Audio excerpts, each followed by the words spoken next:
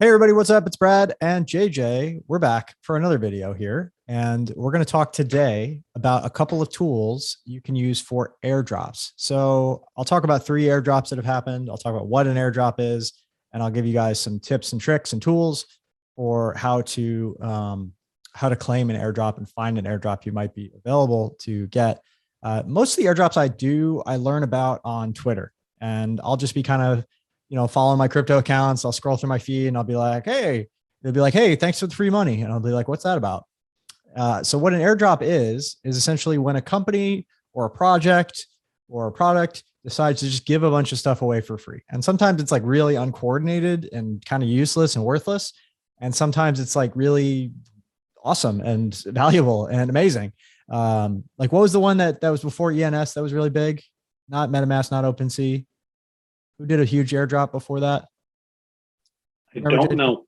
Anyway, so there was another one before this, but the one that's most recent and probably on most people's minds and they've heard about is this ENS airdrop. So what is ENS? ENS is the Ethereum name service. So you see up on the top right here where it says bradhart.eth. That is a web address that essentially converts to my public wallet. So if you look up on Twitter, you'll see that bradhart.eth is connected to this wallet here.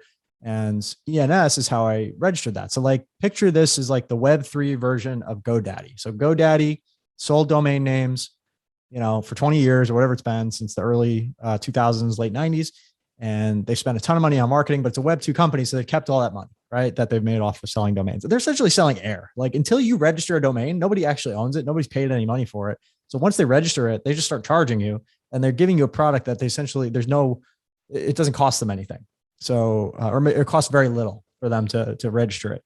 So their margins are huge and the market values that company at, let's see, GoDaddy. I just want to find the stock. Hold on, GoDaddy stock. So I think this is interesting to think about this way.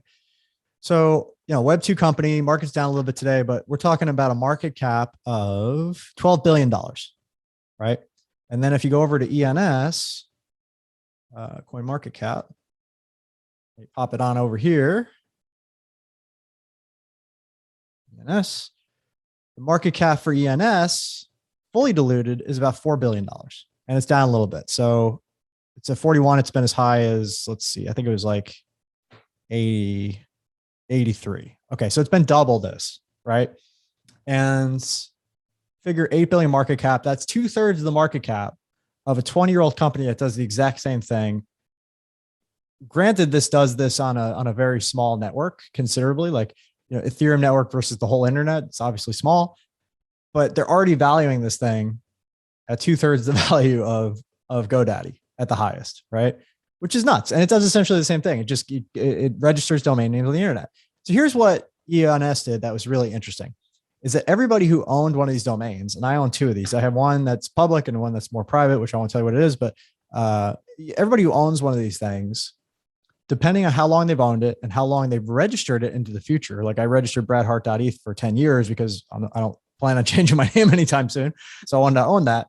I got a bigger airdrop than if I had got it for a year. So with the 2 domain names with 15 years total, I ended up getting 500 plus ENS tokens for a total combined value of $23,000 for nothing, for just doing stuff and getting value that I would have normally paid for.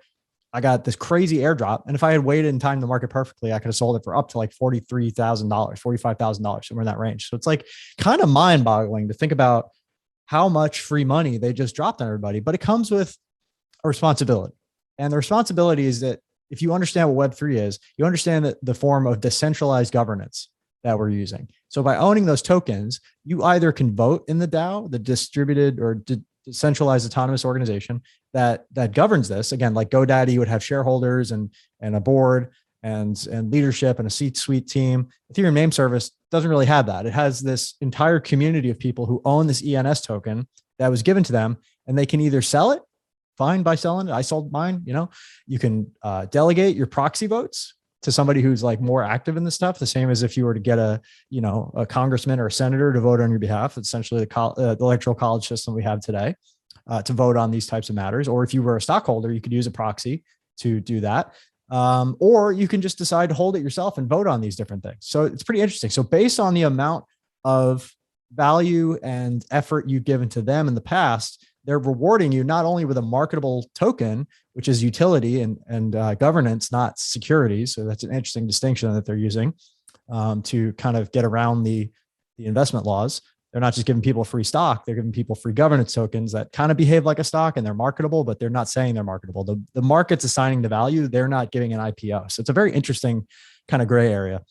So now you own a piece of this company essentially, and you can vote on what happens with it and how they decide to move forward with this DAO.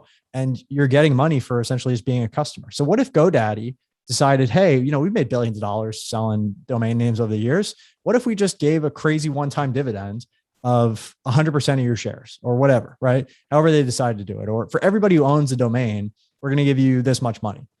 I own probably 250 domains on GoDaddy. It's like an absurd amount because I'm an internet marketer. I buy domains all the time. It's part of my business, right? But never once have I received one share, one airdrop, one check in the mail from GoDaddy. The money always goes the other way. So this is the power of Web3. We talk about Web2 versus Web3. It's crazy. So another airdrop that happened in the past was Hex, which is pretty popular now. Not a recommendation, but I do own some. I bought at a lower price than my friends told me to buy by being patient.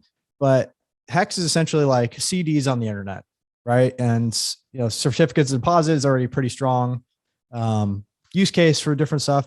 But the point is, they originally did an airdrop to anybody who owned a Bitcoin address and had Bitcoin could participate in based on how much Bitcoin they had. So they picked an asset that was like well-known, stable. There's only 21 million Bitcoin, of which maybe 17, 18 million are actually in circulation because a lot have been lost. Some haven't been minted yet. So there's like 17, 18 million Bitcoin out there. And then based on how much Bitcoin, they gave an airdrop to those holders, right? I totally didn't know that was going on and I missed it. And I held Bitcoin, but had I done it, I would have got some Hex. So that's the way they marketed it. So it can be a marketing tool too, right? Because obviously ENS made a huge splash and everybody talked about all the free ENS money they got. It's like Web3 stimulus, right? It's pretty cool. Same thing with Hex, although it wasn't as valuable when they dropped it.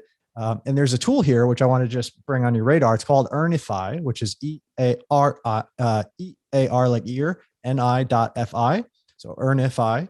And you put in your address here, which is the same, by the way, as the other one, the bradhart.eth. That's what it points to.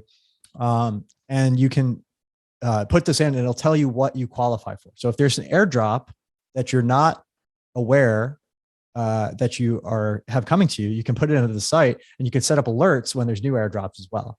So if you have an Ethereum address or a BSC address, it'll track that for you and get that set up. Now, is BSC, is that Binance coin or is that Bitcoin Cash? Just so I'm clear. That's Binance. Yeah, that's Binance. So if you have a Binance address or Ethereum address, pop it in this website. It'll tell you about new airdrops. And that's pretty cool. So I just learned about that recently. So just to recap here, ENS, Web3, GoDaddy, Web2, doing it right. Not doing it wrong, but just doing it the old fashioned way.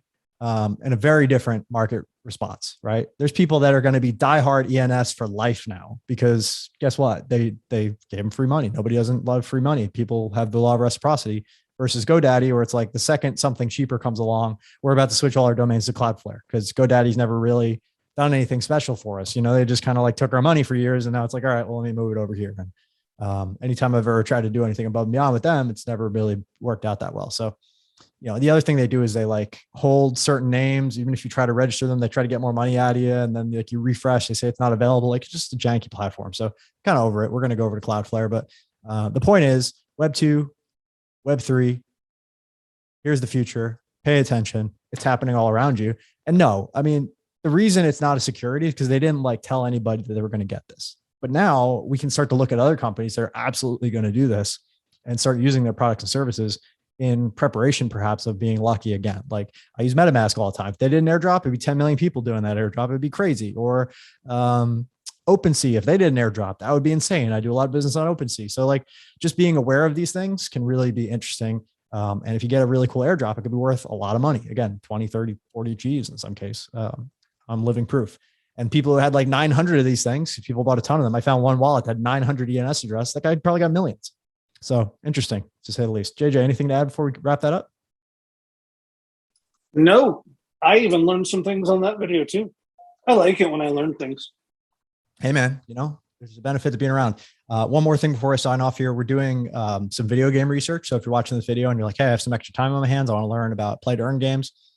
We have a whole spreadsheet of all of them that we can find. And we're just splitting up the work and going through and figuring out what's worth looking at, what paying attention to, and what's just kind of junk.